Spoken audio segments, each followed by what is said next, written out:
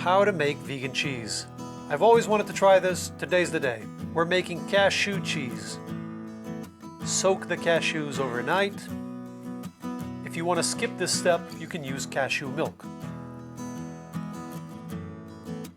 Soaked cashews into the food processor or blender. Some extras for flavor.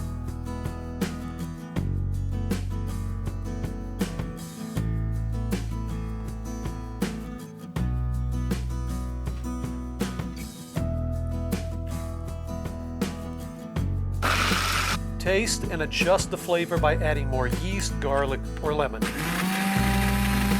Here you have two options. You can eat it like this, creamy, a cashew cheese dip, or a spread. Or if you want to make a more conventional cheese wheel, here's how to do it.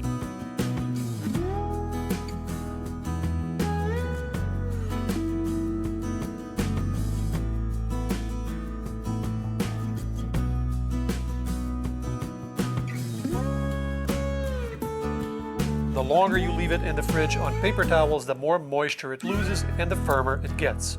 Okay, time for the reveal.